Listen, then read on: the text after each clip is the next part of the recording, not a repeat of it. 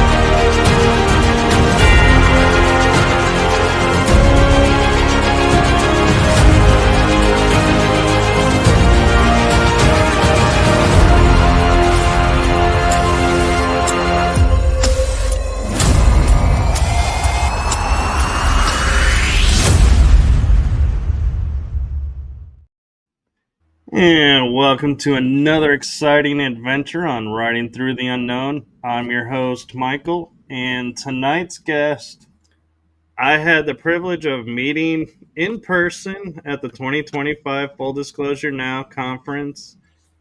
And I have seen her shows, and she has popped in on my show, so we support each other, which is really cool. And we had talked about having an episode before, and life just happened, so we are, and I am so blessed to finally be able to have this guest on here. It has been long awaiting, many months planning, so without further ado, I'm going to turn it over to the awesome, amazing, super informative, very well versed, wise one, Aurora Diamondheart. Wow, what an intro. Thank you for that. I'm so happy to be here with you. And yeah, I've been looking forward to this. I know it's been a couple months that we ahead of time that we even had to plan it. And I think I remember I even got the date wrong and I thought it was last month and I literally had like replanned my whole day for it and everything like that. And you were like, "Oh yeah, no, it's not until the 22nd of October." I was like, "Oh, okay, okay." Yeah, I love your by the way, your intro, super cool. Love that Thank you. intro. Yeah, it really I a good intro really hypes it up, you know what I'm saying? So, very sweet. Well done job on that one. Mhm. Yes, my cousin did amazing on that. He surprises me all the time with how he puts these together, and it's just wow. I'm like so glad and so grateful for his help. And you have an amazing show as well. And for the viewers who may not follow you, why don't you give a little bit of background to what you do and what your shows are? Okay, sure. Um Well, I started a nifty little YouTube channel that is just my name. It's Aurora Diamondheart. So if you want to come over and hang out with me sometime, I would love to have you there. Always looking to get some new followers and everything like that. And really, what started it all off for me was just that I was having these very strange, intense, and miraculous experiences. And it really started off with the birth of my daughter, or I should say, the pregnancy of my daughter. And over about a period of 4 years from there, like I just had all these very strange, synchronistic, it's like God kind of leads you step by step, to find yourself. And that was mainly what I was looking for. I was looking to find out, who am I really, and I think that spirit has been guiding me and showing me that little by little. But the main thing that I love to talk about is, first of all, I love to talk about tarot. I love to do my tarot readings at the end of the shows, and I love fortune cookies. So I do think that there is magic in fortune cookies. And lastly, the most important part of my streams that I think that people can relate to is I like to share various stories of out there in the world, like movies, TV shows. It could be even, I suppose, like fairy tales, you could say. But I feel like the stories that we are attracted to, the things that get us most excited to think about and to watch and to be a part of, is what tells us about ourselves. So I basically am sharing my most beloved stories with people and trying to show them, like, this is how I found myself, you know? And so I'm always trying to remind people, like, the characters you're drawn to, the stories that you're drawn to, not everyone is drawn to the same stuff. And if you stop and think about that for a minute, it's like and people can even be drawn to the same stuff, and they could have a very similar story to mine, even possibly, you know, but most likely people are going to choose their own different things, and it's going to show them who they really are. And so I try to give these stories, and in conjunction with, this is how I relate to it, this is how spirit tells me what I've lived, what I've experienced, what I'm going to experience, even on top of having very basically, when it really kicked off for me, the spirit came to me and they told me that my purpose here was to help make dreams come true, and that the way that they were going to do that was by making all of my dreams come true first. It was a very special moment for me. And from that point on, anytime I have a dream, for the most part, except for maybe a very small, less than one hand count, every dream that I have happens either the next day or usually within a couple days. And it's the elements of the dream that show up. So I literally do, my dreams literally do come true, you know? So I just really want people to be able to find themselves and be able to find their connection to God, and to be able to feel important and special, and like their life has meaning and purpose. Because I think that that is what the world has really, the dark forces in the world has really tried its hardest, is to stomp out true meaning and purpose. And I'm trying to revive that, I guess you could say. No, and that's a beautiful mission. And one thing that I find interesting that you do is, you're talking about God and all of this, but then you do the tarot, and it's like, I love that you combine those, because I know there are so many people out there who are like, oh, tarot is either it's a game, or oh, it's not of the light, it's dark. And you're over here showing, no, it's not. It's No, a mm-mm. great It's a tool. messaging tool, and it is Yeah, totally of the light. absolutely. It's all going to be about what you are. You know what I'm saying? Like, if you're someone who is trying to use that tool for a bad purpose, well, then, yeah, you know what I'm saying? It might come out bad. But for people who know what tarot really is, it is just a divination tool that spirit can use, because they can move faster than us. They're on a higher frequency than us. So as we're sitting there and we're shuffling up the cards and the energies of the cards, I've literally seen tarot magic happen before my eyes. I've literally had them, like, at one point I had cut the deck. And this was long ago when I was first starting to really get back into it again. And so I'd cut the deck, and there was this song I was listening to, and I was like really getting into the song and moving all around and stuff. And I looked at the bottom, I looked at the two cards that were on the bottom of the deck, and by the end of the song, one of the cards had changed on its own. I hadn't even brought the deck close to each other. It changed on its own. So I know that spirit is able to get those cards in a certain way to where they know you're going to pick out the card that is meant for you to be seeing. Okay. And not only did the card change, but the card that was on the bottom of this hand of the deck literally flipped over to the other deck and was behind the card that was originally on the bottom of that deck. That is And super cool. it, it was super, not only was it super cool, but get this a little bit of a kicker here. The song I was listening to, when I went, and I never heard this song before, when I went and I watched the music video to the song, that is basically what was happening in the music video. Was the lead singer, had taken a deck of cards and he had laid 3 cards down and he did a swap.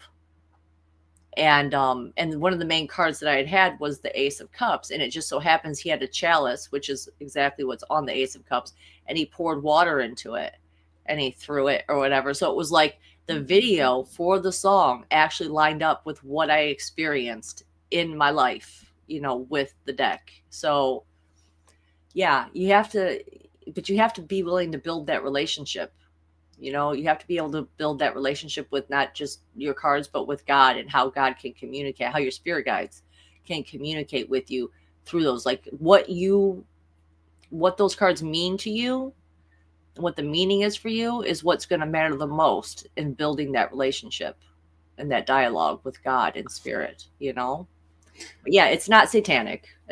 I've had people say that before, like it's all satanic, but those are people that I think are just getting a little bit paranoid at that point. They're just, everything is bad. Yeah, no. Yeah, everybody, has their own, and I find interesting is when I, was studying the tarot, I was literally like, when I first came across it, I was like, okay, so it's like a deck of cards. There's messages in a book. Okay, I get it. And then somebody goes, but what do you see in the card? And I was like, well, I see this image. I go, no, no.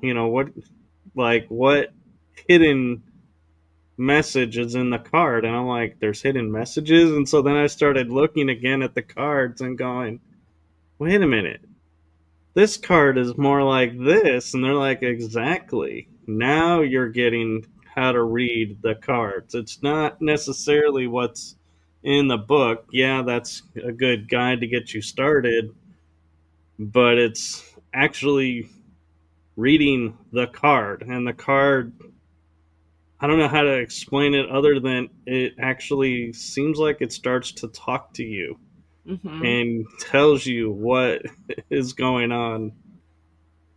Yeah, I 100% relate to that. In fact, every time I do my readings, I'll give the whatever card it is that I pulled, you know what I'm saying? I'll give the basic meaning that I know to be associated with the card first, but then I stop and I really look at the card, because there are new things that come out every single time that I never know what exactly spirit's going to draw my attention to. And they're going to be like, look at this symbol.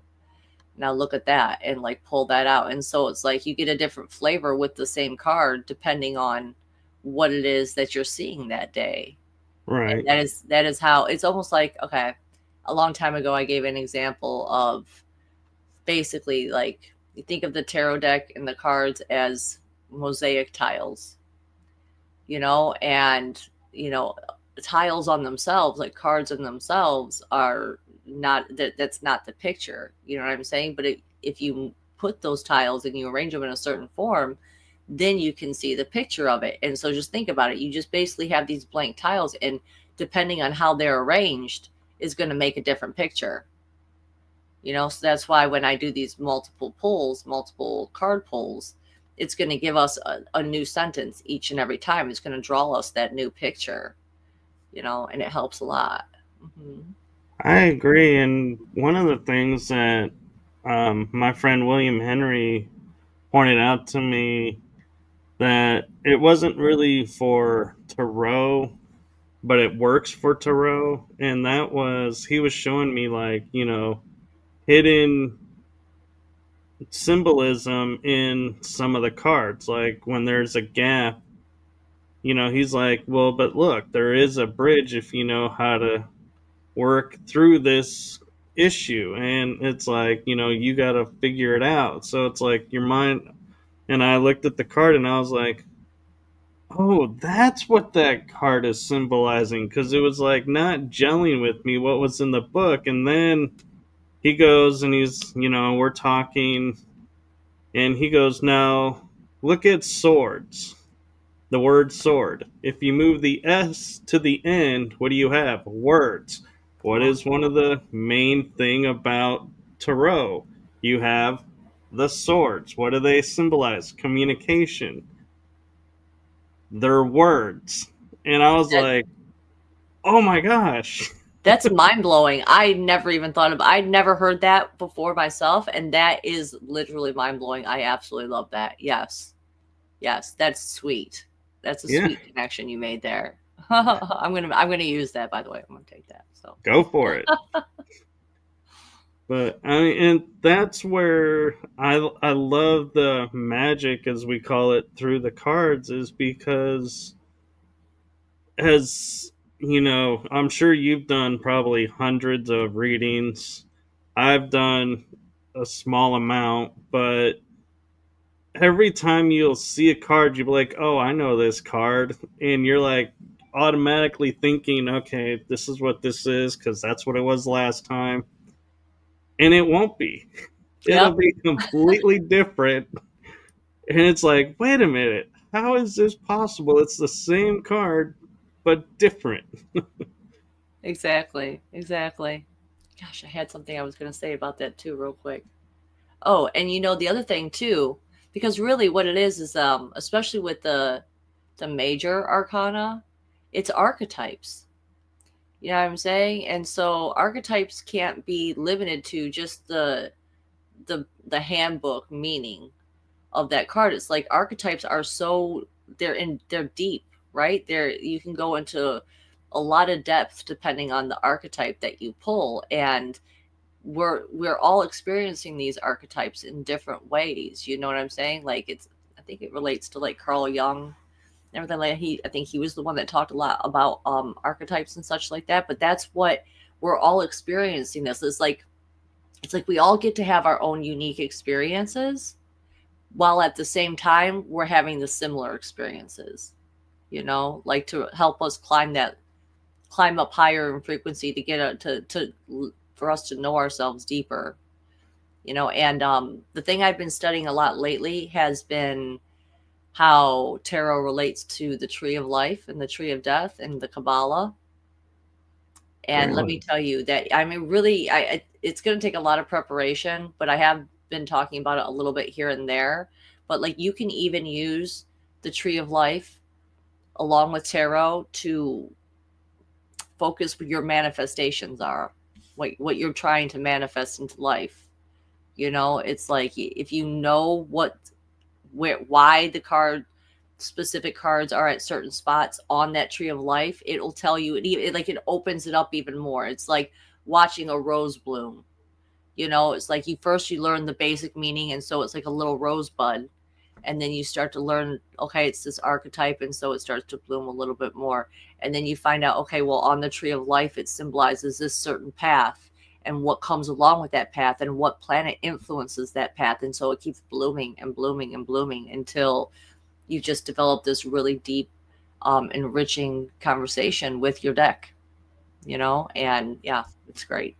That's amazing because when I was a part of an organization called the Mankind Project, we would take the archetypes and we divided them into the four main archetypes, but we also honored them to a direction, and then we would define what that direction is. Like we could say, like king is the north. Well, the north is the wisdom that oversees everything.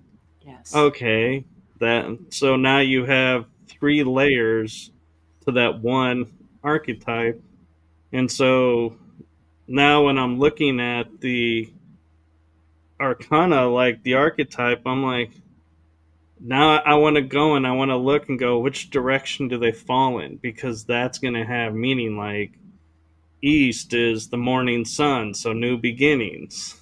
Yes. South is fire, so it's your warrior state. It's your going to stand in power mode. And west is the shadow, which everybody automatically goes, ooh, that's the dark. And they go, no, that's the magician. That's where change happens and Yes. transformation happens. And so it's like, now I want to go and look at the arcanas in that aspect and going, all right, which direction? Now I can read even more into these. Yes. In fact, the videos that I'd be watching about that literally goes into what you're talking about when it comes to the directions and stuff like that. So you're on it. You're onto something. Yes, I should send you some of the videos sometimes. I bet you would be interested in it. Yeah. Yeah. It's just going to tell Well, you so much, you know? yeah. And was tarot something, because you mentioned that you left it and came back to it? So was it something you kind of were born into and you just did, or did someone gift you a deck and you were like, what is this, and started your path that way? Well, I started actually when I was 13, and I was always really drawn and attracted to anything that had to do with ancient Egypt. You know, I remember Stargate was like one of my most favorite movies ever. I literally went to the theater, even walked to the dollar show when it was at the dollar show, just so that I could see this movie again and again and again. And I bought the book and I read the book version of it, and I was just like obsessed with it. And so part of this vendor that I would go to at this place called Gibraltar's Trade Center in Michigan, for anyone who knows anything about Michigan. Okay. It's this really, really big trade center. And I would go to these shops that would sell these ancient Egyptian type things. And the tarot deck was one of the things. So I ended up getting that. And so I would start by doing readings for my family. Like my mom would always be like, get out your tarot cards, let's do a reading for my friend, do this and that. And so I played with them for a while, but then I would say when I got into I quit for like my late teens, so my early teens, my preteens, right? I was using the tarot, but then I kind of fell off, and then I got a new deck, which is the deck I use now. It's called the Aquarian deck. I just fell in love with the style of the art of this deck, and so I was living in Florida at the time, and I got a new deck, and so I was practicing with it. But then I put it down for like basically I went through what I call a 10-year period of silence from my guides. It was like an initiation test that they used to do in ancient Egypt, which I kind of egged my guides into doing, because I was like, I'll be strong enough. Like, I'll never turn my back on God. I love God so much. You guys could not talk to me for 10 years. I'd never forget God. I'd never forget you guys. And then it happened. And I went down the darkest path that I could possibly go down, I think, for for the 10 years. And then when the 10 years was over and they started coming back, it was like there was this huge mess that basically I ended up having to clean up. But slowly but surely, I got myself back together, and through the Course in Miracles workbook, I was able to really like deprogram all of just the chaos and the trauma. Not that I've gotten rid of all of it, but a lot of it, that book helped me work through, and then eventually it led me back to tarot. And so yeah, here I am now, like. Mhm. So that actually brings up a really interesting introspective question I have for you: is looking at how you were in your preteen before everything, how you were reading the tarot and using it, and comparing it to today, do you feel like there's a major difference and it's easier now, or was it easier then? Oh, What's now. your feelings of the difference? Oh, definitely now. I think that what I was lacking in my teens was just life experience. So it was like I would have to go based on just what the book was saying. You know what I'm saying? I didn't really have a lot of things to compare it to. And that's one of the reasons why I think people who are going to get into tarot, they need to pull for themselves often. Pull out daily if they can. I try to do it daily. I haven't always been on top of it every day, but I do try to pull cards for myself every single day. And when you start doing that in the mornings, and then you have a crazy ass day, you can go back and look at those cards and be like, okay, well, now I have more life experience to relate to that to. Like, for instance, I was just talking to you earlier before we came out here about how I got into a car accident yesterday. Some guy hit my fucking car, rear ended me real bad. And when I went back and I looked at the cards, it's like one of the cards that came up was the Judgment card. And I always had heard that the judgment card was a very harsh card. I'd already had a couple experiences with it where I felt like it was a very harsh card. But this is what I was like, yeah, that definitely, like, of the three cards that I had, it definitely made sense. I'm trying to remember what some of the other ones were now, but it was like, gosh, what was it? It was the judgment and and it was, I got the star card too. I got the judgment and the star card. So I was like, so I knew it was destiny for this to happen. Like it was bound to happen eventually. But if anything, like it just felt like almost like a little bit of a test to see if it would throw me out of the frequency of love. How would I handle that? Like, would I be able to just let it go and relax and go with the flow? And I really was. I really was. And I was very, very pleased with that fact, actually. So, but yeah, so that's just a small example of how practicing with it is going to, like, life experiences are going to train you to know all the different possibilities that can come along with this, like those particular cards, you know? And what's amazing is we're almost in sync because as you were describing the reaction to the accident, my mind, I was like going, oh, yeah, this is one of those moments where I get to point out a new way to look at it. And then you just went right where I was going to go. And I was like, and she's already there. Of course Yep. she is. We're telepathically in alignment. Yes, definitely. But, and it amazes me. And, I'll, I'll reword what I was going to suggest to you about it in a little bit different way so that people may understand more clearly what we're talking about is the way you reacted to the situation differently shows your growth, in my opinion. And that's the gift that we're given in these scenarios. Not that, we need to have the accidents, but it's the universe's way of going and saying, you say you've grown. Now let's see if you really have. And they'll put a situation in front of you in different ways and goes, yeah, look at how you've grown. Before you would react like this, now you're Oh yeah. reacting like this. Before I would have came out swinging, and I have. Before people have hit me, I've gotten out of my car like I'm about to face you. Like this time I was just like, oh man, I could see, and I felt bad. The guy was like literally shaking, and he was just so Yeah. upset. He felt so bad, and I was just like, it's okay. Like we're both physically okay. It's just a car. My car is still drivable. So like if I could, in fact, this is something I'll tell you guys here. I'm a Door Dasher, as I'm sure a lot of you know. If you've watched me before, or listened to me talk before, or even seen my Facebook post. And I was in the middle of a DoorDash when this guy hit me, and I was 1.4 miles away from my delivery. And I told the guy, I said, "Listen," I said, "stay here. Let me go drop this off real quick."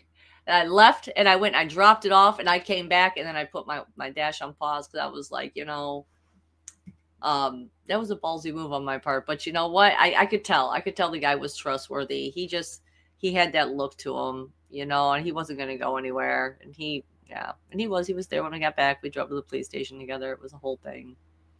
Well, and what's interesting too is we were talking a little bit about it. What we were talking about is something that I've been observing is as we're in this new alignment and new energies, we're not only finding ourselves reacting differently, but we're seeing things that are in the scenario differently. Like you were saying, you saw, you remembered him saying, I only looked down, at my phone for a second. And and it's like, who actually would admit, in an accident, how they were at fault? Absolutely. That's new. It's like everybody is starting to fess up and be like, yeah, I did this. Like, I guess it's my fault. And it's like, wait, you just owned it? We don't have to get you like arguments and like the insurance company's fighting. We're done. Okay, this is cool. Yeah, he was honestly, I was very pleasantly surprised. He was very helpful about it. You know what I'm saying? Like he wasn't gonna try and lie about it. He wasn't gonna try and make himself look any different because the cars told the story. He like really Mhm. the cars said everything that you, but you know, like in some other area that maybe might not have been as nice, and someone who was maybe a little bit more afraid, maybe they would have drove off. You know, I never know. But no, I was lucky enough that I got a good experience out of it, and I actually felt I felt myself wanting to comfort the guy more than anything else. Like I just wanted to give him a hug and be like, "It's okay, buddy. Like, you know, you made a mistake. It's not a big deal. We're getting our stuff fixed. I mean, yeah, you're gonna have to pay for it, but you know, like at least we're okay, you know." And Yeah. so, and I overheard his conversation he was having with someone, and he was like, "Oh, I guess he had been just trying to decide if he was going to go somewhere for the weekend." And he said to the person, he said, "I guess this is a sign." I was Yeah, you never know. That like, "I guess accident it could was, have bud." kept him from something that was not going to be beneficial for him. Yeah, So he you wasn't you meant to be were going the nowhere. gift that prevented something. Yeah, right. It could have been even worse. He could have had a terrible time. Like he was talking. Probably shouldn't have been eavesdropping so much, but he was talking about how yeah he's gonna take the car in. It's just like the time he hit the deer. He said it was just like the time he hit the deer. I was like, oh wow, so this is not the first time you've not been paying Yeah. attention to what So you're supposed to be doing. now we're building a pattern here, Oh mister. yeah, exactly. Like you are guilty, guy. You are guilty. Oh my god. No, but to be honest, though, you know, anyone who's around you would totally, I can see how you get that comforting aura about you because when I was around you, I was like, as much as I was rushing around getting everything done, it's like every time our paths crossed, it's like my entire world went like up here to relaxed. Whew. And it was Yeah, like, you know, I felt the oh, same about your energy. Sorry, I didn't mean to cut you off, but I felt the same way. Go ahead. Go ahead. oh no, I was saying that's the gift of who you are, is it's like your energy is like it's a natural calmer just by being in your presence. It's like everything just kind of drops and balances almost. Well, I appreciate you saying that. I do try to I do try to bring that to people. I do because I guess because I know what it's like to be so anxious all the time and have people not really be considerate of that, you know? So I just want people to feel comfortable. I want them to feel safe enough to be themselves and to open up and to make real connections because that's really what life is about. It's about the connections that we make with people and the impressions that we leave on them. Yeah, and is it okay if I mention something that I asked you before we went live that I said Oh, was yeah, go that right ahead. private thing? Yeah, no, no, go right ahead. So that's where that kind of stems from, was experiencing that and seeing you on screen, feeling that energy. I always interpreted that to mermaid. And so I thought, I have, now that I'm finally talking to you face to face, I'm like, now that I'm talking to a mermaid, I want to totally ask about it. And you were like, no, I'm not a mermaid. And I was like, are you sure? You know what's so crazy? This just popped into my head. What you might be sensing, you know, is that, okay, first of all, my favorite planet is Neptune, which is like a watery type of planet, but Right. also, um, my higher self looks like a fish being. I've seen a picture, I've seen a brief vision of her at one point in time, and I could tell she was very much like a mermaid. And even some of the other characters that I've related to this past year, it was like a mix between a fairy, a lion, and a fish being. So, Yeah, I definitely think because I'm almost positive. I mean, obviously we all have other what's the word, other versions of ourselves that live in other either dimensions or other planets and things of that nature. And so I've always felt like I definitely, there's a water planet that I'm a part of. In fact, what she really looked like, because a lot of my characters that I relate to is from the ocean. For instance, Calypso from Pirates of the Caribbean. Yeah. That's my goddess energy is Calypso. So that would make sense a lot that you would that would come across as mermaid feeling, because she's kind of a shapeshifter and she can turn into all sorts of things that has to do with the ocean. And the vision that I got though of my highest self was she had blue skin. She had a small frame. She had these little holes right here, like that were like ridges, and she had fish eyes. It kind of looked like, Hellboy, the movie Yeah. Hellboy, Hellboy 2. Abe, right? Abe's the fish guy, right? She had Right. eyes that looked like that. And then she had blue tentacles, like for hair. It was these blue tentacles that were coming down and around.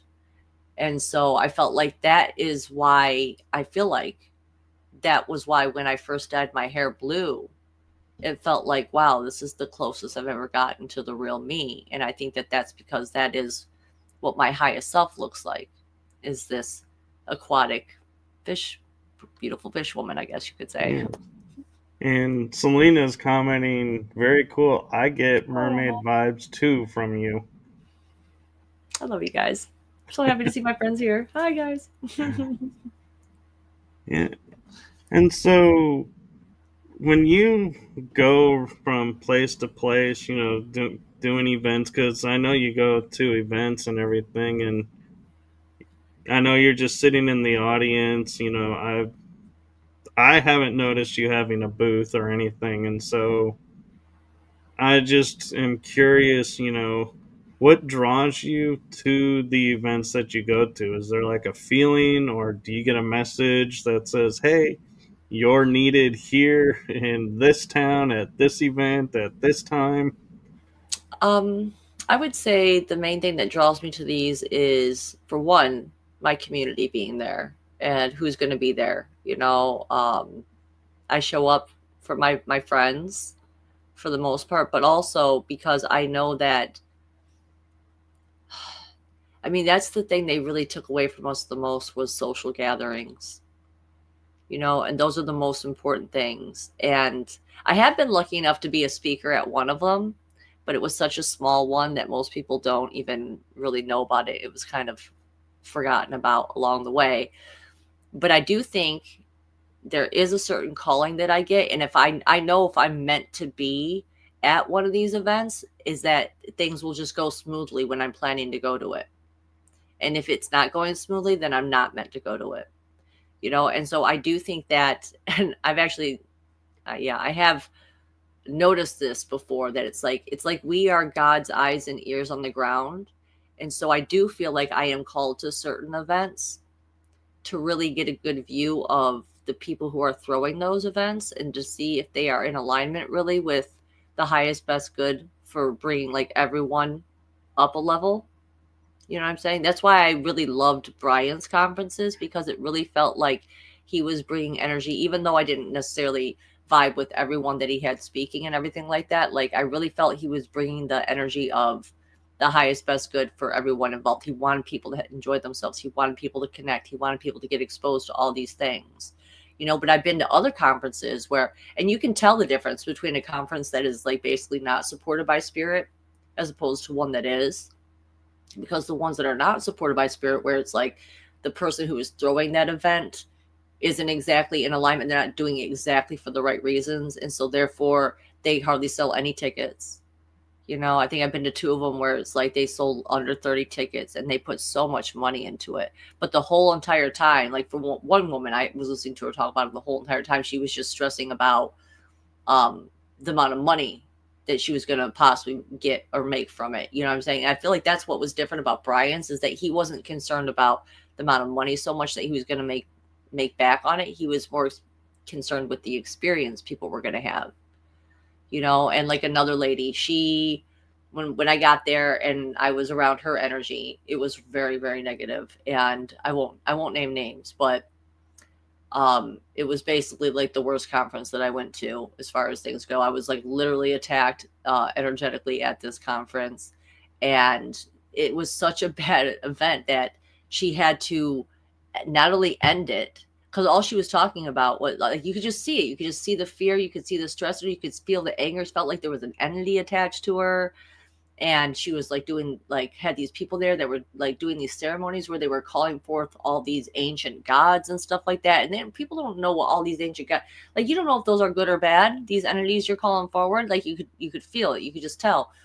And it went so bad that she literally had to end her conference throwing days basically for under that name. She had to completely rebrand herself because of how bad, what a bad taste in the mouth it left with other people.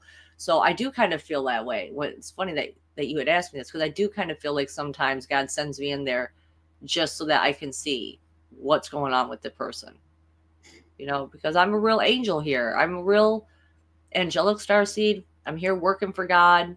I want to bring all the people that we're one being. I want to bring us all a little bit closer to that step up in frequency, so that way enough of us, when we all get that step up, it will burst forward through the whole planet, and the whole planet will be uplifted. Yeah, You and know? I love how you bring that up about, the authenticity of the people is what you're looking at, and everything over, the message and everything, so to speak, because that was one thing that I and a friend of mine mentioned on Facebook recently in a post was, you go to places and you see people who are on screen or on TV in a certain way, and you're like, that's really cool, that, somebody I'd like to hang out with. And then you meet them in person and they're not that way. And it's like, what happened? What, where is the person I was watching? And in going to the Brian's conference, everyone we were meeting and talking with were exactly the same. Yeah. And it was like everybody was being their authentic, true selves. And I was like, so amazing to see that, because it's like so rare that, Mm, there's a space to do that. I totally agree with you on that one. And that's what's so, like, sorry, excuse me. Like, for instance, and I will call out a name on this one a little bit, or a brand of, okay, like the one that I felt like was the least authentic and the most corrupted, honestly, I would say was the GSIC conferences. Sorry, Elena Denon and her whole group. I know I probably shouldn't even say their name. God knows they'll come after me. They'll blackball me from everything in the world, but um, their authentic self is not there. You know, I think if you want an example of what someone on TV is like, and then you meet them in person and what that is, how different that is, it's like she is not who she seems to be on the YouTube channel, like how she talks, who she is. That energy does not translate when you actually get to meet her in person. And she does not have that same, like, from what I noticed, most people won't, like with Brian's conferences, like all the speakers and stuff, but yes, we're all there being our authentic selves. And so it's like what you get on their YouTube videos and stuff like that is what you're going to get when you meet them in person. And I forget where I was going with that a little bit. Basically, yeah, she's a good See, example of what it's not like. And everyone that was at Brian's recent conference is a good example of what it is like. And I feel like that's why I try to support those types of conferences the most, you know, because that's what we really need. We need true, authentic people who are telling the truth, who are being real, who don't think that they know it all. You know what I'm saying? Who are willing to and are willing to get along and see other people's conflict, like might have a conflicting story with theirs, and still be okay, and let them have their differing opinion. We can be living in completely different worlds side by side, and that's okay. It's about cohesion and harmony, I guess you could say, because that's really what God is. I don't know where I'm going with this, but that's what God is. So of course we're going to want, like, that's what we need to bring back, is that community. And it's okay that some people don't get along even in it, but as long as we have respect and we're being our real self, I feel like that should be honorable. We should be able to honor each other with that. And that's what made it the best conference for me this year, like, Yeah. and the year before that. It was literally two of the best conferences that I've been to out of the many that I have been to. Because I usually go to about 2 a year. So, but unfortunately, it feels like no one's really throwing any more out here. I don't see anyone advertising other than the Full Disclosure Now one for next year already. Oh yeah, that's right, the Journey to Truth one. But they've like limited their pool of who can even go because they're doing theirs in Hawaii. So that's really gonna cut down the amount of people that can go because of just access to funds. Right. And yeah. Well, and there are so many conferences out there. If you're in, I guess, certain groups, you hear about so many. And like you're saying, it's hard to go to every one, so you have to really sit down and be like, which ones really do I need to be at versus which ones would just be nice to be at. And networking wise, you'd love to be able to go to every single one, but then you would never be home in some cases. Exactly. Like And Laura it's, Eisenhower. She's never that chick, she's never home. She's always at a conference. Every post I always see her post. She's like, I just got back from the airport. I'm getting ready to leave for the airport. And I'm like, yeah, wow, like, where is she going? yeah. Like, She oh even my was God. commenting today. She's at the airport and her flight's delayed, and it's like, Oh my gosh. that's the worst, because when you time everything precisely, it's like, oh, you can't afford to have those delays. Yeah, that's what that I don't know. For me, what that says to me about her is that her energy really is needed at all these different places. Because we're like grid working when we go and we fly to these places. That's how I've always kind of seen it, which I've never, grid working is such a weird term in itself just to understand the concept of it. But what Spirit tried to show me once was basically, it's like, imagine your soul star chakra is like an acupuncture pin into the ground. You know what I'm saying? So everywhere you travel, on the earth, you are grid working your energy onto the land, so to speak. And so that's why I think Laura is needed at all these different places, because she does really truly bring in the mother frequencies, the divine mother frequencies. And I vibe a lot with her work. She talks a lot about Lisa Renee's work, with the Ascension Glossary. And I've had a lot of my own very crazy synchronistic events that have happened in regards to Lisa Renee's work. So I know that whatever Lisa Renee has tapped into with the Ascension Glossary, it is real. Like, obviously there's always going to be distortions to a certain extent, but I feel like she's gotten some of the most purest information out there, even though it comes across really technical. Do you hear that scratching in the background? I just need to ask you real quick. I do hear it. Okay. 1 second, briefly, sir. I'm so sorry. All right, I'm back.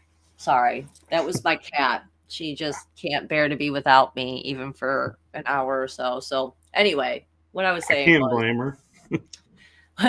oh, appreciate that. But so what I was saying was, with Lisa Renee's information, like, a lot of it comes across very technical and hard to understand, but I actually personally love that type of information, because it means that you really have to take the time to digest the words and what the concept is of what she's really talking about, and having experience. Like, for instance, I'll give you a really good example.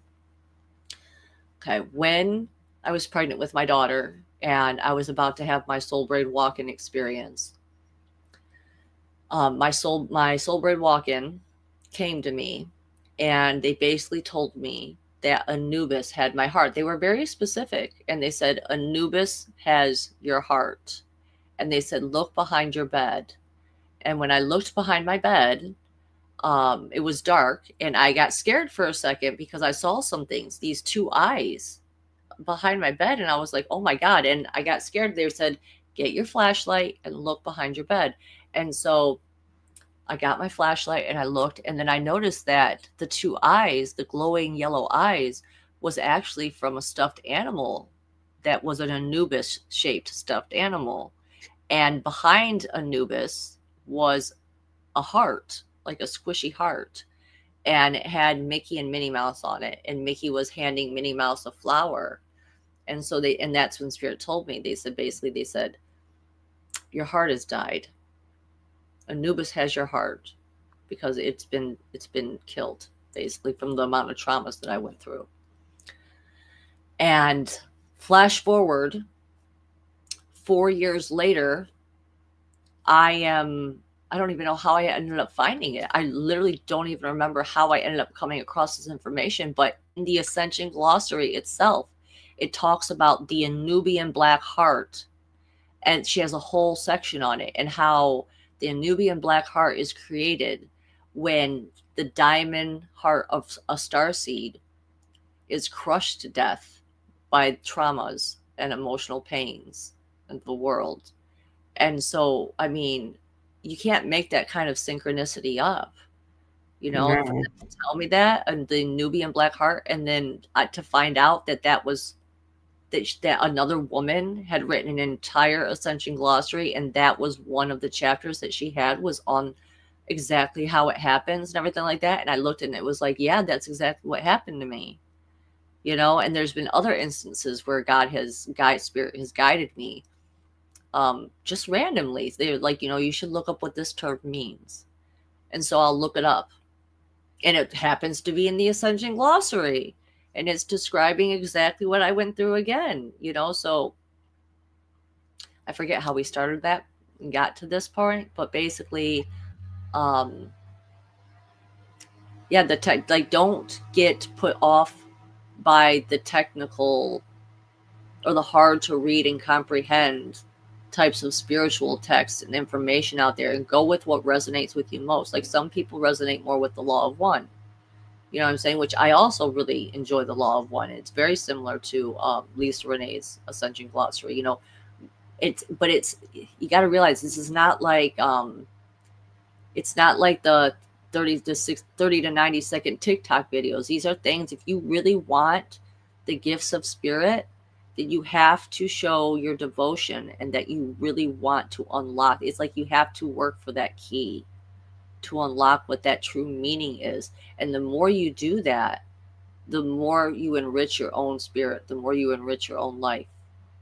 The Yeah. more you're going to know yourself more, the more you're going to realize, wow, we are all connected, and we're all connected to God. And that's our purpose. Our purpose is to get into the highest frequency states of love that we can get, because that's our birthright, and that's what we were naturally born to be doing. That's what we were born to feel. And the fact that they've created a world in which we are just bombarded with experiences that take us down and take us down and take us down and then try to keep us down, that's really the tragedy of Yeah. what the human race is experiencing, right? It is. And one thing that's like in the back of my mind, and I don't know why it's in the back of my mind, but I want to ask because you talk about the Anubian black heart and how it's the star seed that's been crushed to the point of no return. But there, in my experience and my knowledge, there is no point of no return. Yes. And so it's like I envision like Oof. the Nubian black heart turns like almost like phoenix egg where it just reaches a certain point and then hatches and a new heart is formed out of it. Yes, you got it. Right on. Yes, that's exactly what I was going to say. That's exactly what happened to me. Is like, yes, but here's the thing. What about the star seeds out there that don't even know that this is the thing, and that we are born with these diamond hearts, that are getting crushed by these by addictions and emotional turmoils and just bad experiences after bad experiences, like abuse and all of this such. Like, what about those people who don't even know? Well, then they're not really going to have that opportunity unless they're willing to um, lose their ego, so to speak, a little bit. But no, for people who are meant to clear that up, like, that was the reason that they came and told me about this. And when I did my first meditation, and hold on one second, I'm so sorry, but I can hear my son talking now that I let the cat in the room. My son was being extra loud. So let me just shut that. If you know me and you've watched any of my streams, you know that Spirit won't let me sit in front of the camera the entire episode. I have to get up at least once. This is it's like my curse. And I swear to God, if she goes back over to that door and starts scratching, I'm going to go crazy. But that was how, because once they told me that my heart had been crushed, that Anubis had my heart, I did a meditation for the first time in many years.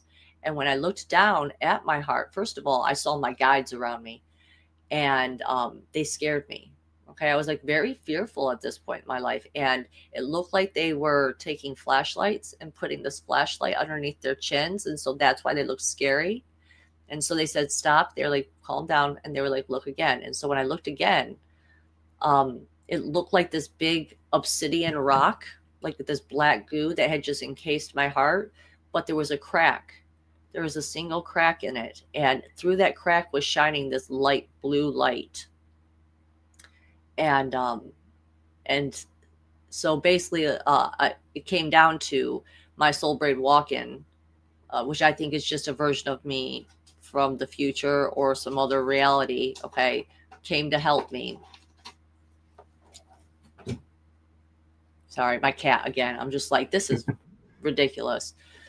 Anyway, when they came to help me, they basically said, if we're going to become one, like, I can help you heal this heart. I can help you fix this heart. But you have to agree. You have to consent to it. So take your time and think about it. And if there's any questions you have to ask, then please feel free to ask. And so I did take a couple days to really think about it and what this entity basically was asking me to agree to.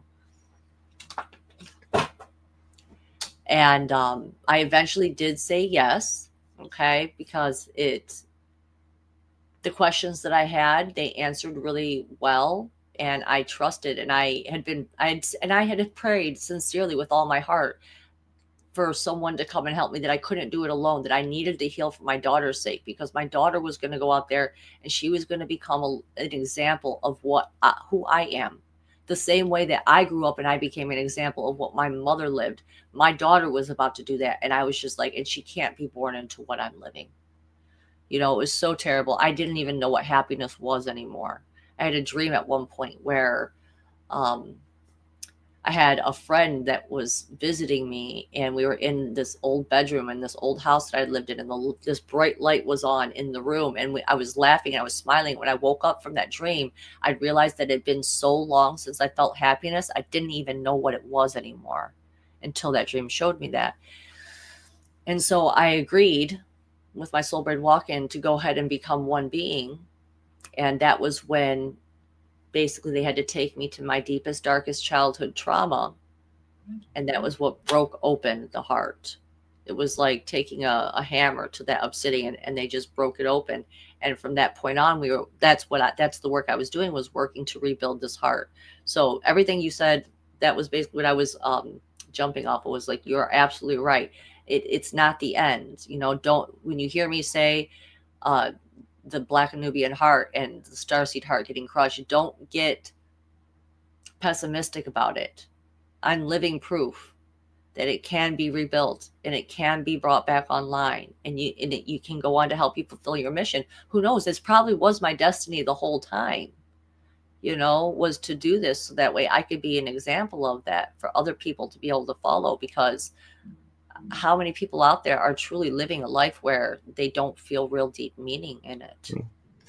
Yeah, and I actually just had a moment of kind of awareness in my mind of, some of the key words that you had mentioned in your story, like Starseed was born with a diamond heart. But if you don't understand the diamond, you can't, take care of it properly. So you're on Earth.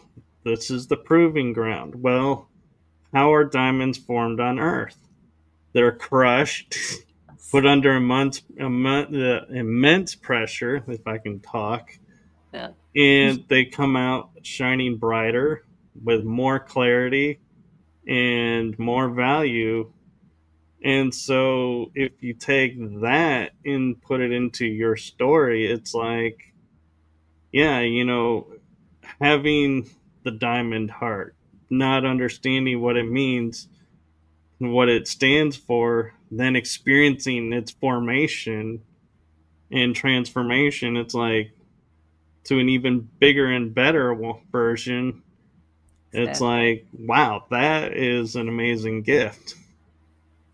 Absolutely. And you nailed it, because that's exactly whenever I can even see that image in my head of the obsidian encasing that my heart, so to speak. It's like, well, it makes sense that we have these diamond hearts, and that the pressure of existence here and the reincarnation cycle and stuff like that, of course, that is what is making these diamond hearts more brilliant and unbreakable, you know? And I will say one of the things that I think is sets people apart from each other.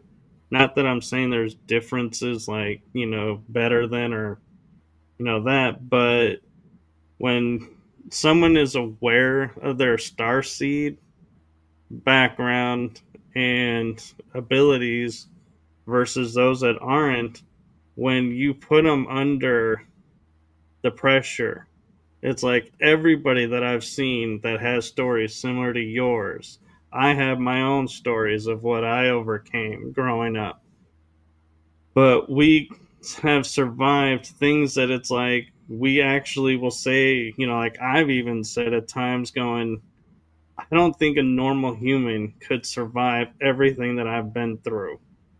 And Yeah. I'm standing today because I have that star seed Yes. side and I'm a hybrid, so to speak. And I so agree. Hmm. it's like, and so when we're looking at other people and they're like, when they go, oh, I can't imagine that, I'm like, that's because you haven't awakened yet. Yeah. You don't understand who you are yet. And that's, to me, the main difference is the awareness of and acceptance of versus awareness of and denying or just not even aware of. And that's, I think, the gift that I'm trying to bring and that you bring with your show is to sit there and say, look, we may not always share what we've gone through, but believe me, we've gone through what you could call hell and beyond. And here we are today. You 100%. can do it too.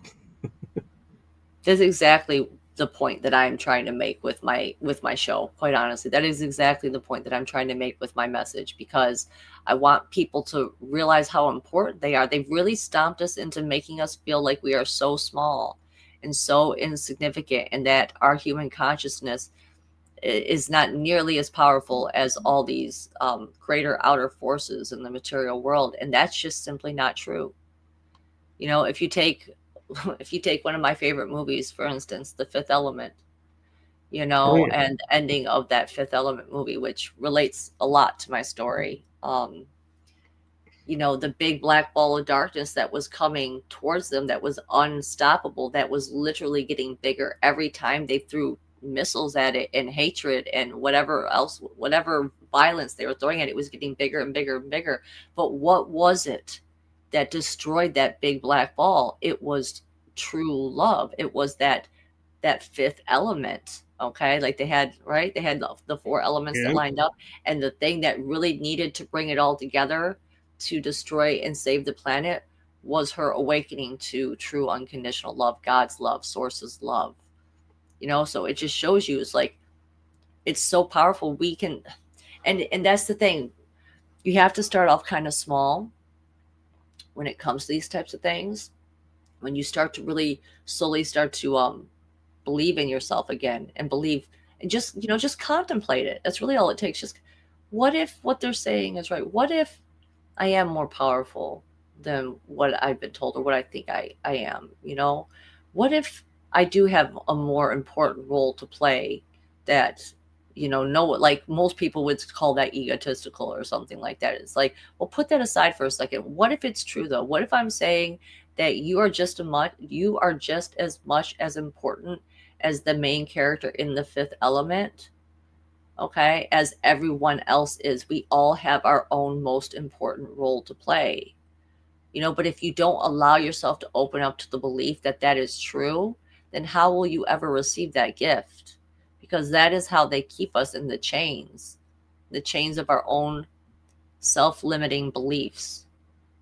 And so that's part of why I try to tell people every little tiny detail I can think of, to let people see, like, this is the path I walked, this is how I got here, this is how I broke this chain, this is how I broke that chain, and you can do it too. Because if we don't have examples and role models of people doing it, how are they going to have that hope to do that? Like, we're way showers.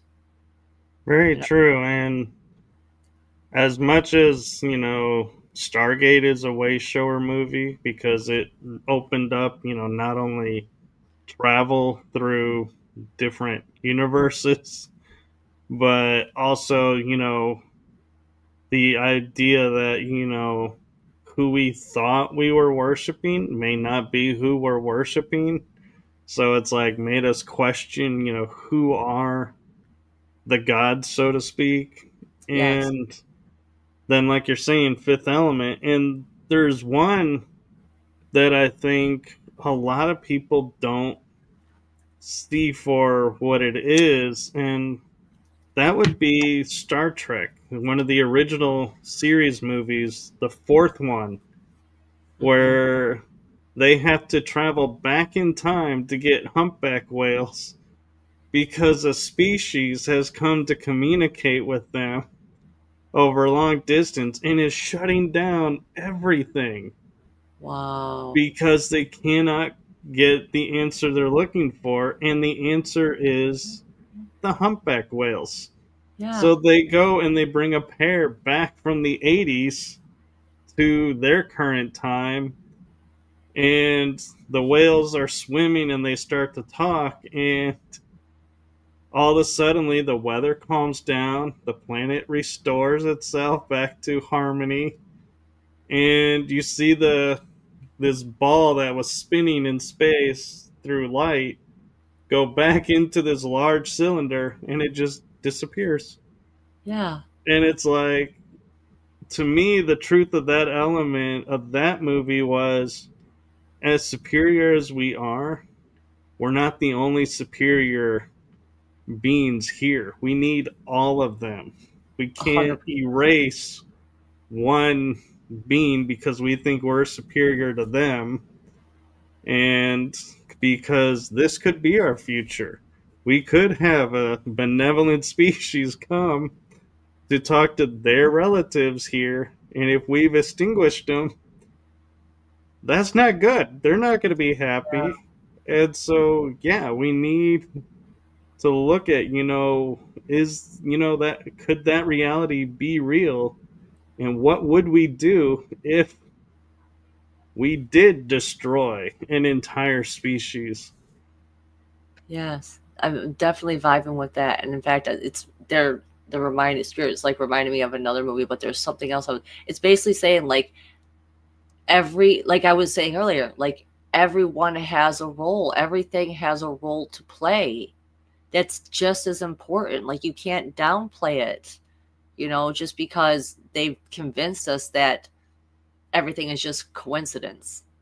Like that's really what Yeah. it is. They literally told people things don't mean anything, that synchronicities don't mean anything, and they do. And I have not seen that particular Star Trek movie, but I was very big into all the Star Trek TV shows, so I'm definitely in alignment with you as far as like that being one of the ways to open our minds up into all the possibilities of where what our future could be and how we can like what roles that we have to play, like what gifts do we have, like let's say for instance like what character were you drawn to on Star Trek like the Next Generation. Perhaps you were drawn to like Deanna Troy and her character, you know, perhaps you were drawn more to Commander Worf and what he was doing security wise. So for me I would say like someone relating to Troy is probably has gifts of telepathy and empathic ability. You know, someone attracted more to Worf is probably more related to the reptilian race as far as like being a warrior, being strong, knowing what's powerful, you know, truly powerful in the world. But the other movie that they were reminding me of as you were talking about that one, which I feel like is a lesser known movie, is this movie called The Arrival. Have you ever heard of it? I have. Charlie Yes. Sheen was in it, I believe. Oh wait. Hold on. Or wait, There might no, be two Jeremy movies. Renner. Yes. Yeah, you have the right one with the squid beings Yes, that come, and it's like they don't know how to they have the trouble that they have communicating with us is that time doesn't work in the same way. It's not linear for them. It's more like a circle. And so this is how they come back and they like I remember when they were communicating with the woman and they kept showing her images of things that she had didn't she's like this doesn't make any sense to me, you know, and they were like, "Oh, we're sorry. We're actually pulling from your future and we're giving you messages about your future." My cat just came running in here because my toilet went off for a second. It was pretty funny. But anyway, um, but yeah, so it just shows you, like you never, I forget exactly where I was going with that part, but I feel like that is another aspect of like they came to ask for our help, right? You know what I'm saying? It's like right, every person's role, every person had like, who knows? What if that like which person relates to that role the most where they feel like they could be the translator for that alien species, you know, someone who's like okay like for me being attracted to Stargate and all that type of stuff, right? So that's another thing that someone could use as an example of if you're really super drawn to that movie and you're drawn to that particular character, perhaps you have a role to play when it comes to you're here to translate for those entities that perhaps time doesn't work exactly the same way. And so here we are trying to help them because it's a like what's the word for it? Like a mutual you're getting a mutual benefit by right. doing that, you know, they're getting something out of it and then we're getting something out of it at the same time, Symbiotic. like helping each other. Yeah, you know. So yeah, that's just where I was going with that. Yeah, and the funny thing is when we first, if my memory is right, when we first were talking offline, not on show, meaning just between us, we actually had a show in common that I think fits the same element of what you're talking about, and that is Doctor Who. uh, Absolutely.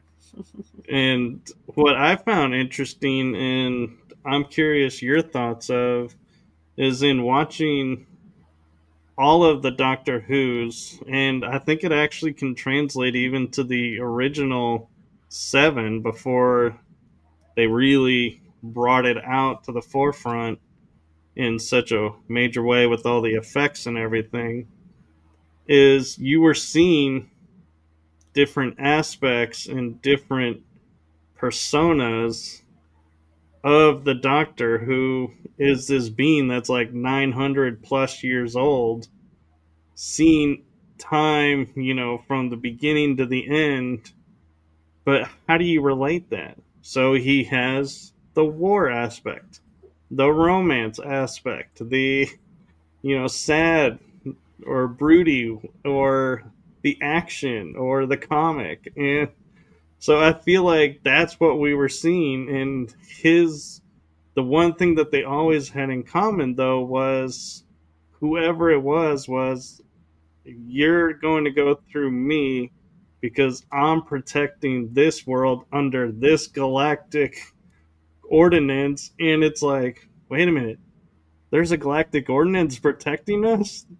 It's so cool to know, and it's like all this information is just flooding out. And yeah, the TARDIS, being a phone box that's this huge ship that's multi-level and multi-dimensional, and Exactly. it's like, yeah, it's like it really, to me, brought to reality everything that we experience and can feel and see, but in a way that everybody could understand it. And Exactly. I feel like this show, it gets referenced a lot, but not really as much as it ought to be. Well, I think the thing that makes it hard for people is that because each and every episode was different, and it did build like for certain races and stuff, it did build on top of other stories. So you kind of did, like, you didn't have to watch every episode. You could take an episode and take it at face value.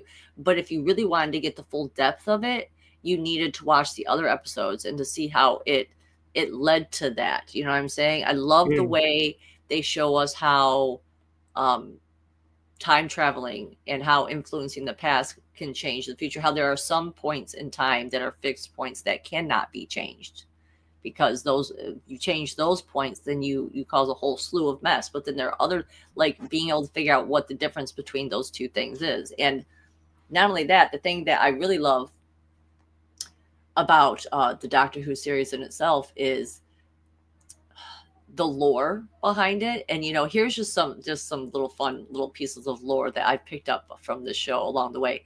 In Peter Capaldi's run of the Doctor, which is the 12th Doctor, he's my favorite Doctor. Yeah. His own people come after him because he's always hanging around Earth, right? He's always like protecting the Earth. And supposedly he has this information about an entity called the hybrid. Okay, is they did a whole arc on it. Okay, and this hybrid was supposedly supposed to be what would take down the Time Lords, the corrupt Time Lords. And what they try to hint at basically is that or what I heard, the theory is that the Doctor was actually a hybrid himself of a human and Time Lords. And so that was why he liked to hang around Earth and do all this stuff on Earth. Because you kind of got to ask yourself, it's like, why would a Time Lord just be hanging out here on planet Earth all the time, right? Well, And so, you yeah, go yeah, ahead. he could argue because we need as much help as we can We get. do. We do. I do think that this is possibly, I do. I think that this planet, I forget who it was that said this type of information, but it's like, this is like the biggest living library, so to speak, in the universe. Like, the Earth itself is a living library and a Yeah. record keeper, record holder. And Or a school. I've heard it referred to as school. yes, I've heard something along the lines of like, not to be like, oh, the Earth is just the greatest thing ever, but what if it truly is like a pivotal planet as far as keeping the whole ship running? Like, something about that felt so right when I heard it, the way that this person put it this one time. And I'm doing a terrible job at translating it here for you guys today. But I think that that's part of what happens, is that people get distracted with all the possibilities of, like, we're Andromedan, or we're from Arcturus, or we're Lyrid, or this, and they forget that, but we're here on Earth now.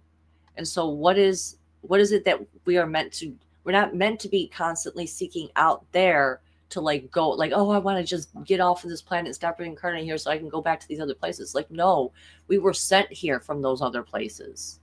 Yeah. We were sent here from those other places to bring to the Earth, to the people, to humanity, the information, the frequency of those other locations. And of the, like, some people, like for me, I relate to being like extra dimensional, I think is what Barry Littleton calls it, which is like not even from this universe at all. Like we really just have no true understanding, I think, of what this universe is, how it works, and how it can relate to even other universes, parallel universes, all that type of stuff. And so Yeah. people need to really focus on what, again, what are you most attracted to here on Earth? Which stories are you most attracted to here on Earth? Because that most likely has to do with your mission. It's not just strictly for enjoyment. And you know what it is when you feel it in your heart.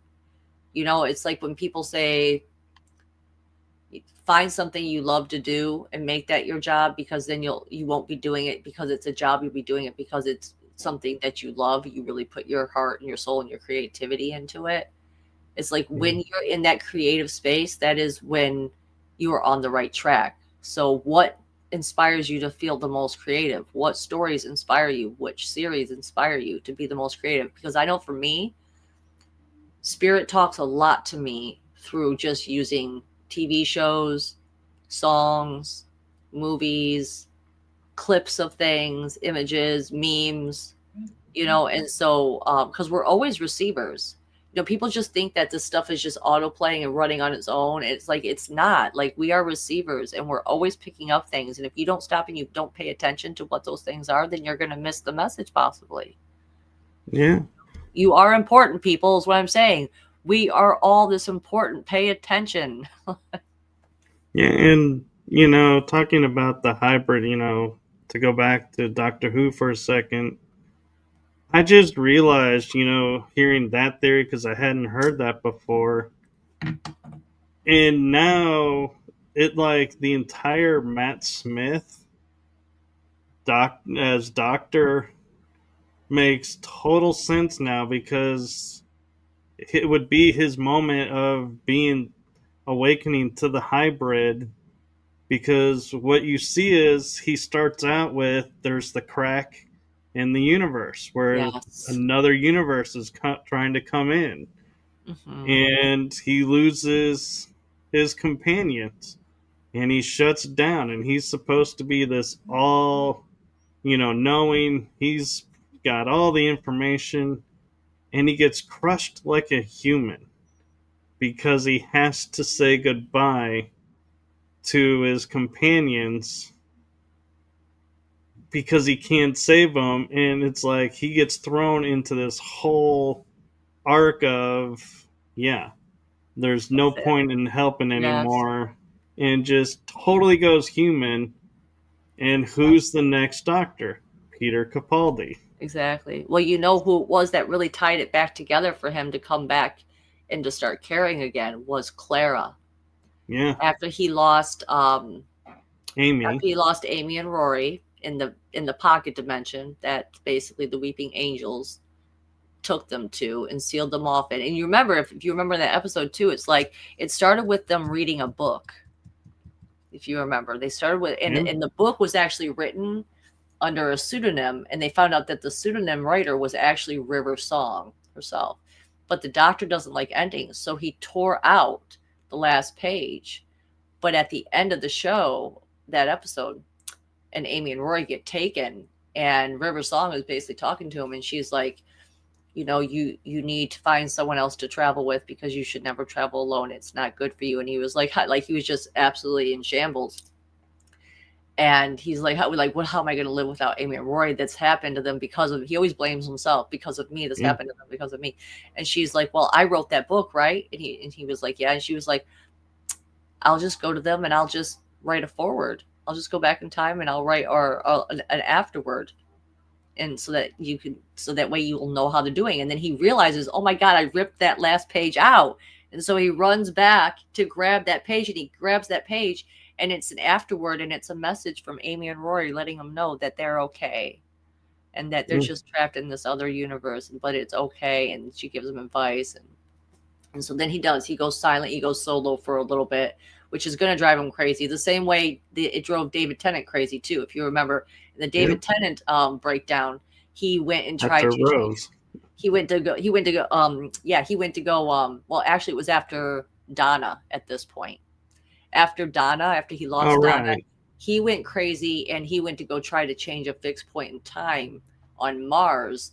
And by doing so, he got a little bit arrogant and a little bit cocky, and ended up causing this woman who was supposed to die in Mars, and it was going to inspire her granddaughter to take up space travel and push humanity forward. But because he changed the ending, it made it so that the woman who was supposed to die on Mars, she was back on Earth now, and she killed herself. So it ended up like that was how he like it reset the timeline, but like that was the consequence that he had to pay, and it just showed him yet again like the doctor should never travel alone, you know. So for Right. the Matt Smith version, Clara was the one that came along because Clara kept showing up in different timelines as different. It's the same person but different. She'd have like a little bit different name, and he's like, "What?" But she would always end up dying. So he's trying to figure out like why is this chick always dying? So now he's like got his eyes fixed on her, and he's like trying to figure out that, and that was what eventually led him spiraling into becoming the Peter Capaldi version of himself. And Right. Claire's my favorite, one of my favorite characters, if not the favorite character. That's who I relate to the most Yeah, is Clara. So she's one I of my could go on and favorites on. too. Yeah, I could go on and on about her, you know. So My favorite Claire moment was riding the motorcycle into yes, the into the TARDIS. TARDIS. And Yes. she's like, Oh okay, I'm my ready to go god. now.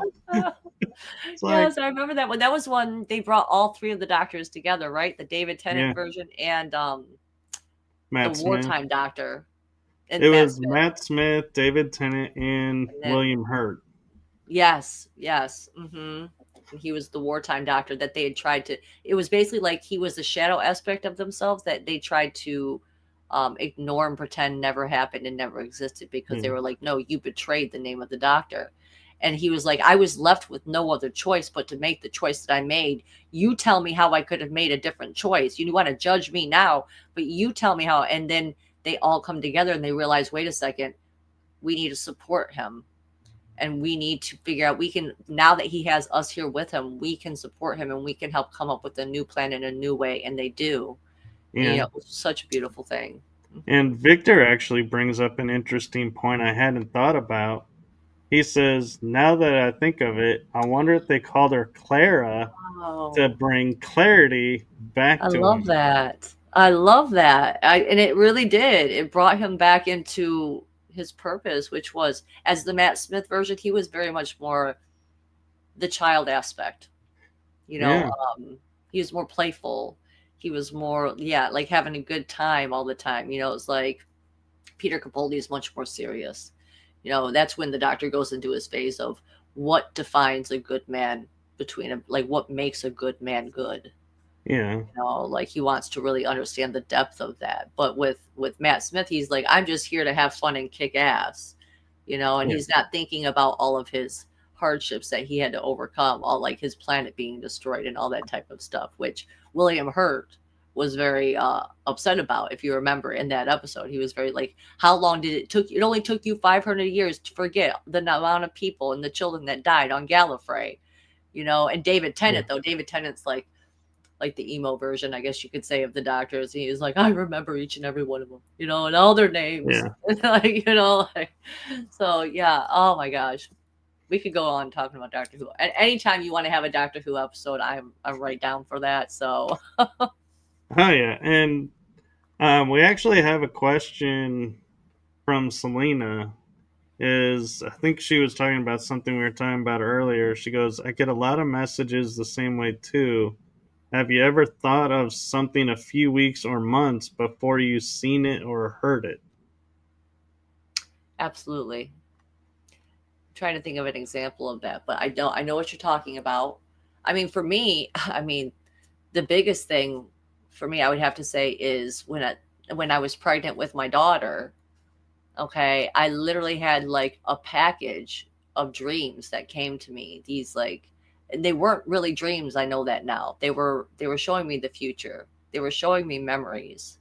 And so I'd had these dreams, and then they basically started happening 4 years after that.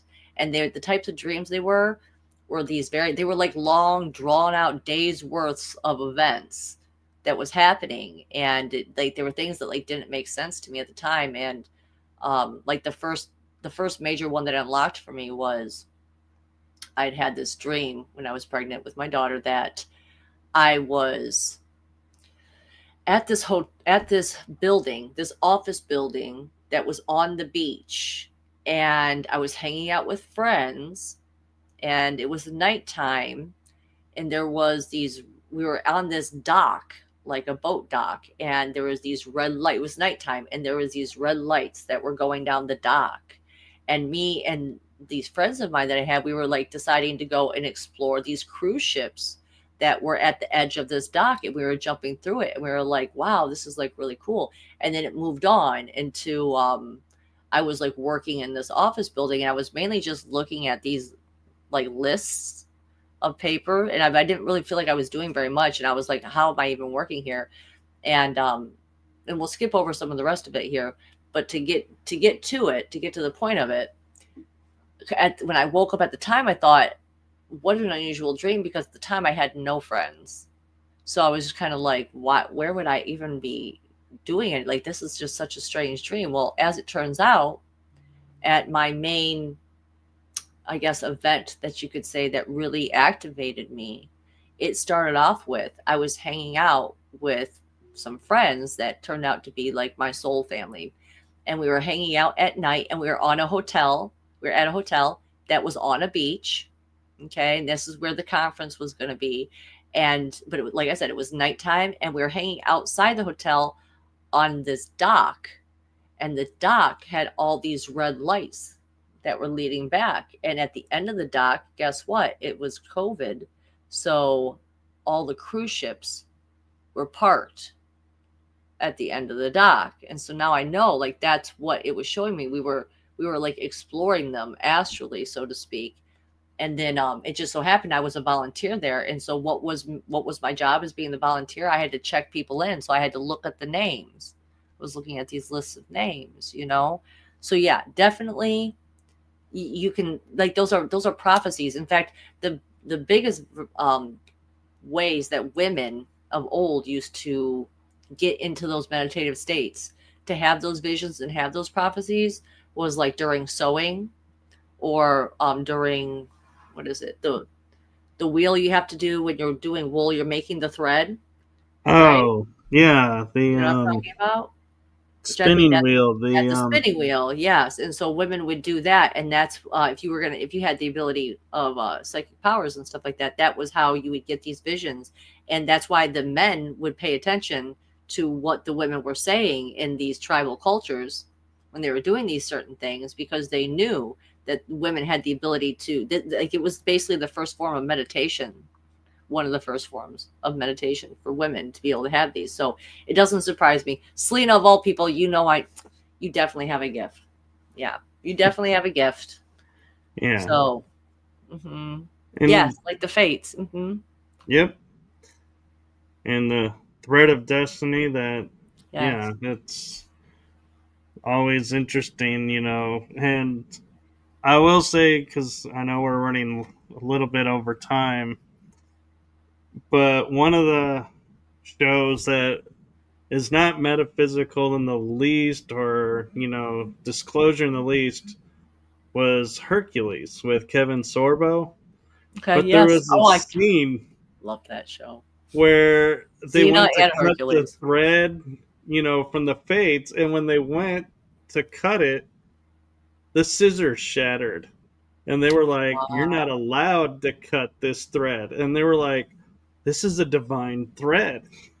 Yeah. And I was like, when you're talking about that, I was like, it got me thinking about, yeah, with the fates, there are Exactly. threads that cannot be cut. And could Yeah. those be like our example of the fixed time and I was space? just, that's exactly what I was about to say. I was like, it's almost like those are like the fixed points in time that have to happen, that those threads can't be cut. Yes. Yes. Hmm. And so one way I'm thinking of tweaking that too could be is it's a sign that when the people that are coming to help put, into full motion the awakening, the whatever you want to call it, grand rising, or the arrivals of the hybrids, those are not going to be able to be cut or extinguished, because their mission is so strong that we built such a foundation for them that nothing's going to stop what's coming. And that's why we're hearing the phrase, the storm is coming. Nothing can stop the storm. Yes. It's like prophecy coming true and saying, this is what we've been working for. This is what it's all been about. Now's the time. And Absolutely. so it's interesting how we're getting all these references that have been around for decades, but we never really look at them. And now we're seeing them and going, wait a minute, we've Exactly. been being prepared for this as much as we've been lied to and manipulated. So it's true that, they sneak in the truth, and if you can find it and weave it, then you are, the way showers, because we can show everybody else what we've seen, and it's like, yeah, We're planting those seeds, and we're making those seeds that have already been planted, we're watering them and we're making them stronger. You know what I'm saying? Because it is our collective human consciousness, it's our collective consciousness that's been hijacked. We're creator beings, and so yes, I think even the Q movement itself was monumental in planting so many seeds for us to bring to fruition that nothing can stop what's coming. Now, do I think it's going to go down exactly the way people think it is?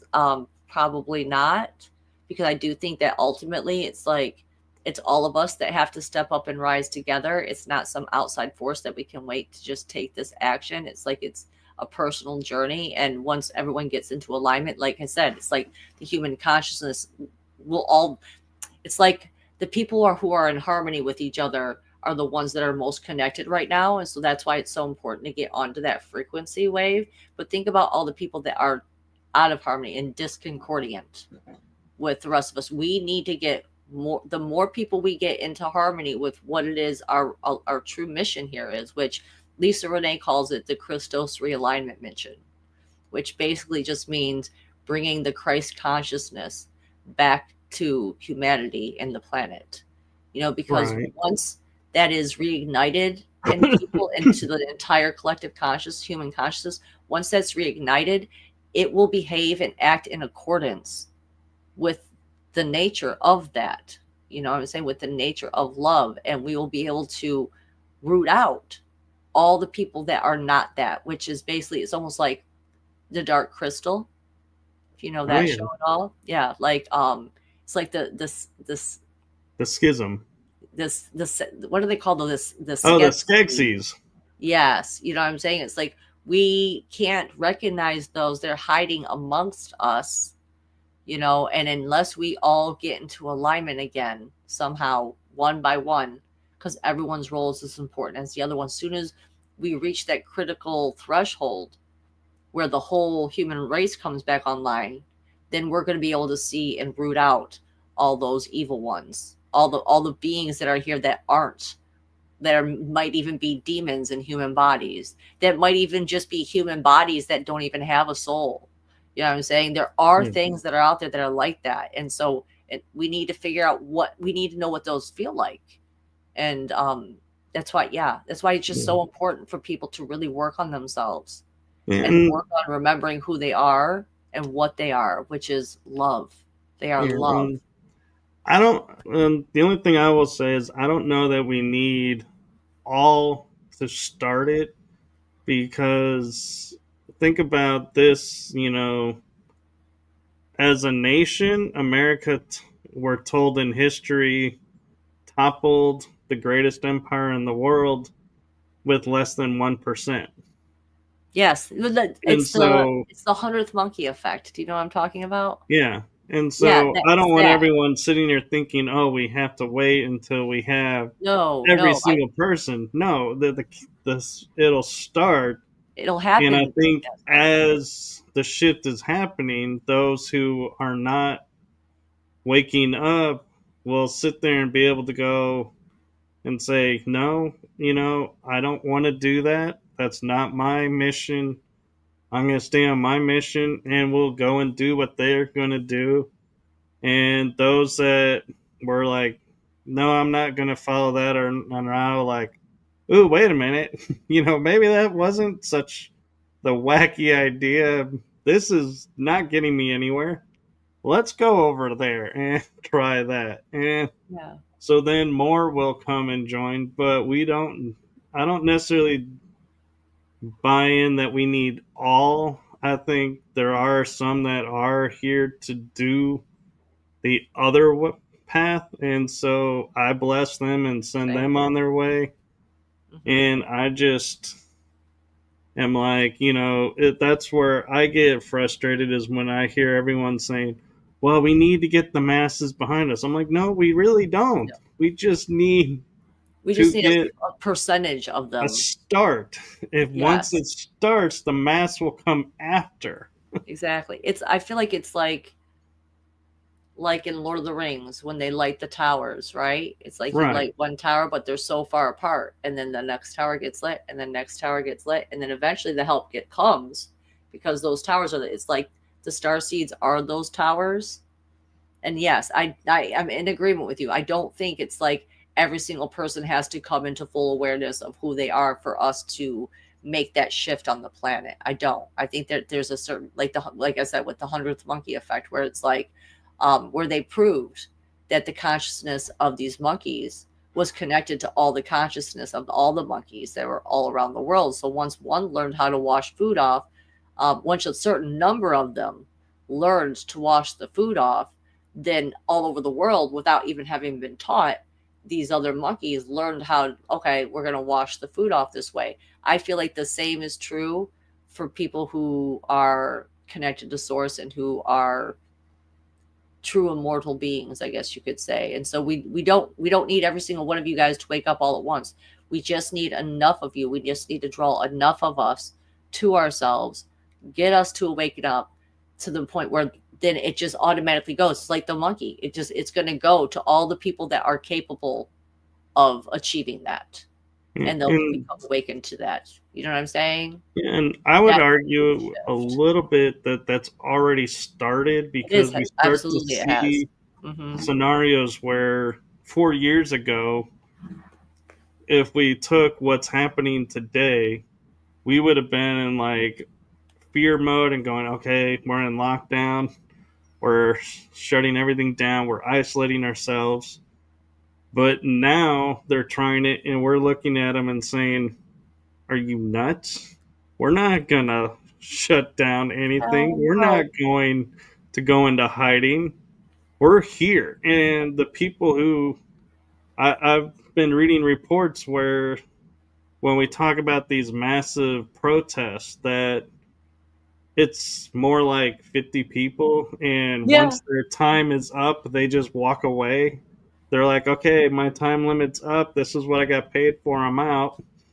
And so there is exactly. no real protest. And it's like we're seeing it. And so their tactics aren't working. And that's what I think people need to see right now, is the old game plan that they played on us 4 years ago is not working.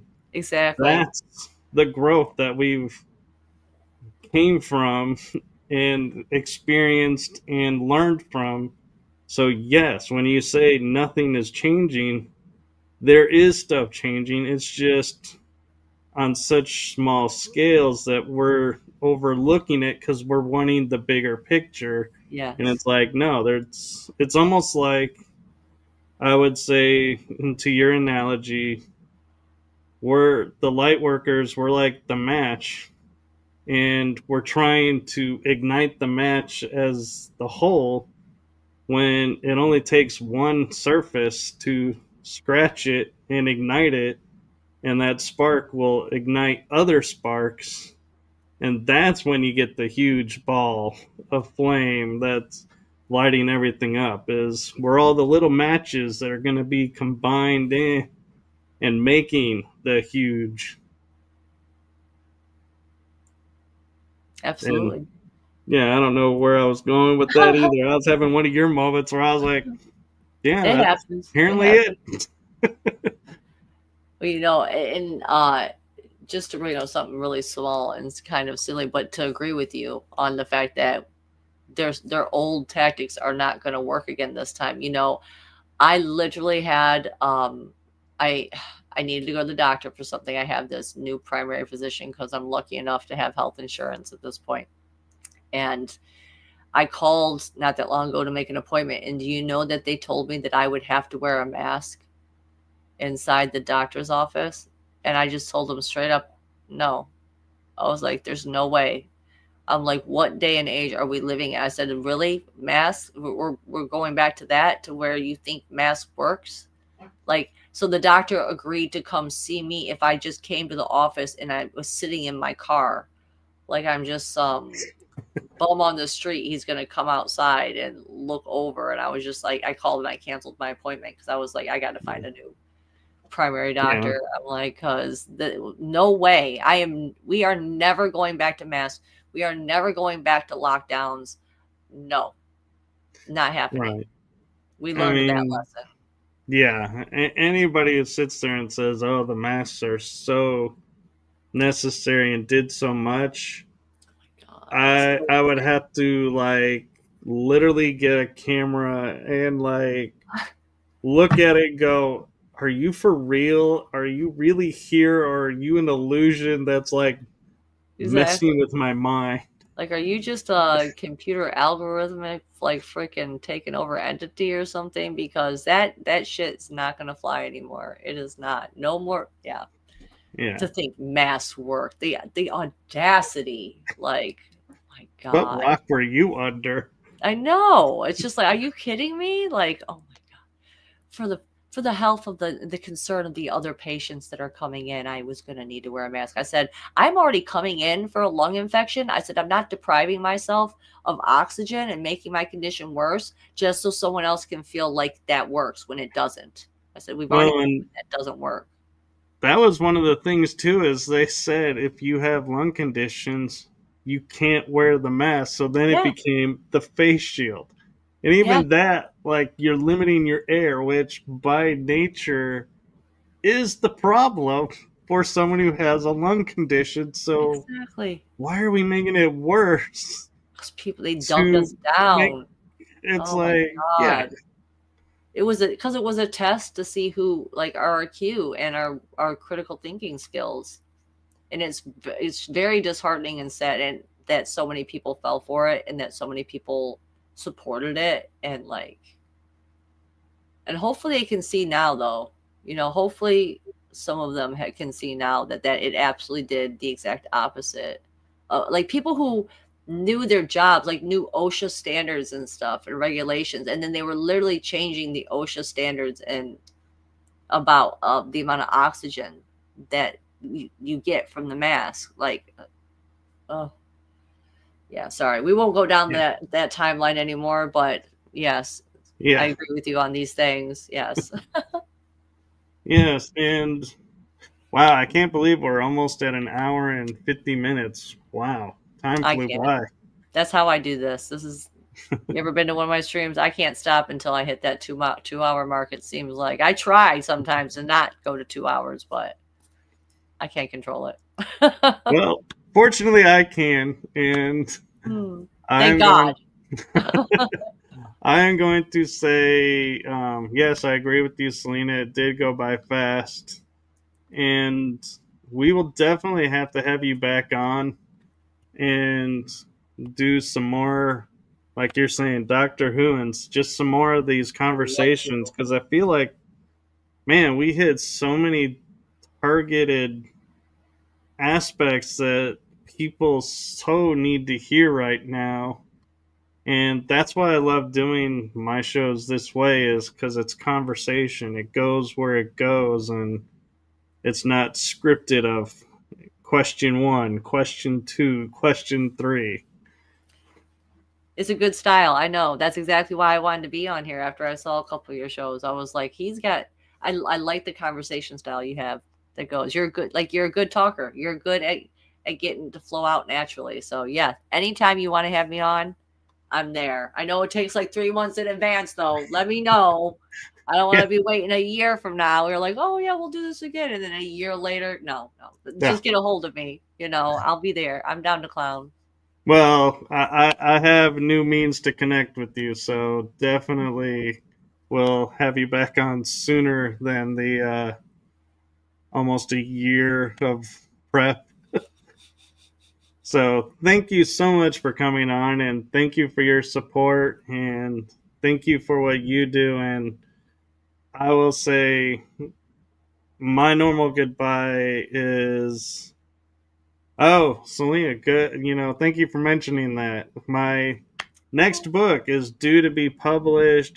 We're hoping for Veterans Day, November 11th. That'll be book 3 of the 4-book series. So Selena is my awesome Great editor, date. illustrator, and the one who brings it to life. So I am so grateful and appreciative to her. Aw, love And Selena. oh, yeah, she says, and there's a coloring book coming out in between. So That's keep pretty an eye out sweet. for that.